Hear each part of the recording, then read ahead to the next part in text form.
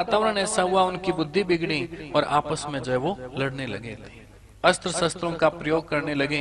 और धीरे धीरे जो है उनके अस्त्र शस्त्र जब समाप्त हो गए थे तो उस समय वो एरका नाम की जो वनस्पति उगी हुई थी उसको तोड़ तोड़ करके एक दूसरे के ऊपर प्रहार करने लगे। तो धीरे धीरे सारे जो है यदुवंशी नष्ट हो गए थे। भगवान बलराम जी और कृष्ण भगवान दोनों ने जाकर के छुड़ाने की कोशिश की, लेकिन फिर भी जो है वो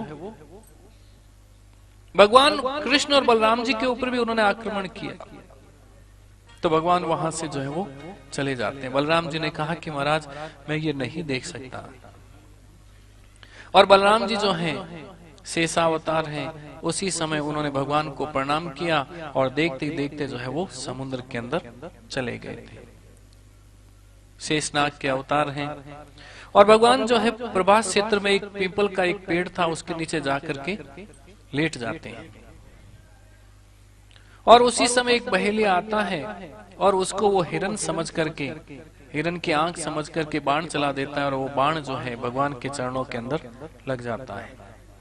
बहेलिया दौड़ करके आता है, जैसे ही कन्हैया को देखता है, कृष्ण को देखते हैं तो वो बड़ी माफी मांगते हैं, हमसे क्षमा करना महाराज, हमसे बहुत बड़ी गलती हो गई, मैं बहुत बड़ा अपराधी हूँ आपका। तो प्रभु बोले कि आप हे बहेलिया आप चिंता मत करो, मेरी इच्छा के बगैर इस संसार में और कुछ भी नहीं हो सकता है। तुम्हारा कर्ज बाकी था, वो तुम्हारा कर्ज जो है वो पूरा हो गया है। अब तुम मुझसे पहले जो है स्वर्ग के अंदर जाओगे।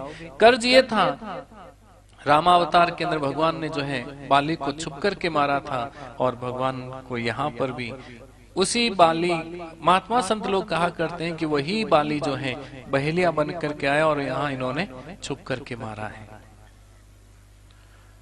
इतने में अर्जुन आ जाते हैं, देख करके कहते हैं कि हे प्रभु, हे कृष्ण, आपके चरणों के अंदर ये बाण किसने मारा है, किसने दुष्टता की, मैं जो उसे दंड दूंगा। प्रभु बोले कि हे अर्जुन, हे गांडीवधारी अर्जुन, आप परम प्रतापी हो, तो हम द्वारिका के अंदर जाओ और द्वारिका के अंदर जो मेरी जितनी भी पत्नियां हैं उन्हें लेकर के सीधे वृंदावन चले जाना। राधा का उन्हें सानिध्य प्राप्त होगा, वो राधा के चरणों के अंदर वास करेगी, उन लोगों का कल्याण होगा। अर्जुन जो है रोते रोते द्वारिका जाते हैं, वहां उन पत्नियों को लेकर के जाते हैं। महात्मा संत तो कहा करते हैं कि भगवान श्री कृष्ण ही जो है वो भील बन करके आए और सारी गोपियों रानियों को लेकर के वहां से चले गए थे। समय बड़ा बलवान है, कोई अर्जुन की महानता नहीं थी, न गांडीव की महानता थी, परमात्मा उनके साथ में थे, भगवान उनके साथ में थे। इस कारण से अर्जुन की विजय हुई थी। अर्जुन जो है वो 100 मोड़ होते थे, उसके अंदर से भी तीर चला दिया करते थे, निशाने को पहुंच जाया करते थे। आज वही अर्जुन के सामने से वो भील जो है भगवान कृष्ण की पत्नियों को लेकर के चले गए थे।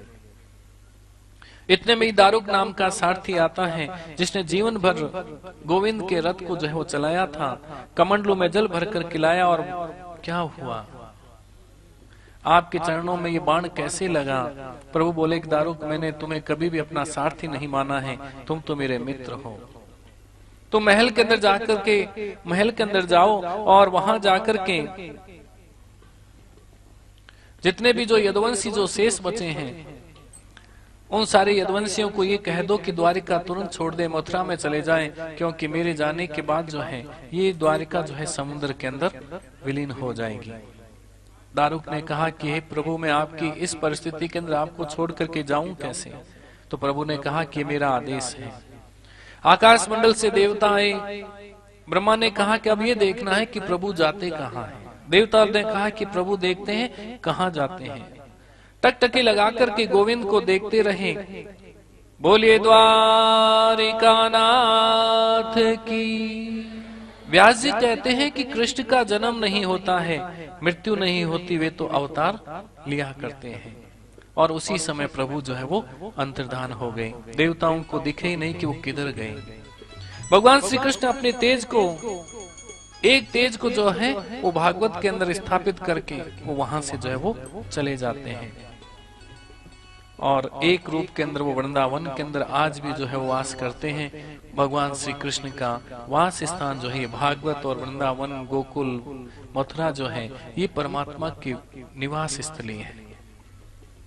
सुखदेव जी कहते हैं कि हे राजन, आगे चल करके कलयुग आएगा, कलयुग के अंदर बहुत से दुर्गुण हैं, लेकिन एक गुण है। तो राजा ने पूछा कि महाराज, कलयुग के अंदर दुर्गुण ही दुर्गुण है, कोई सद्गुण भी है? तो उन्होंने कहा कि कलयुग केवल नाम आधारा, सुमेरी सुमेरी नर उतर ही पारा। केवल ईश्वर का नाम लेने मात्र से, केवल कीर्तन करने मात्र से कलयुग से हम मुक्त हो सकते हैं। सुखदेव जी कहते हैं कि राजन, मैंने तुम्हें कथा सुनाई, 7 दिन पहले जो है एक संत के गले में तुमने सर्प डाल दिया था, और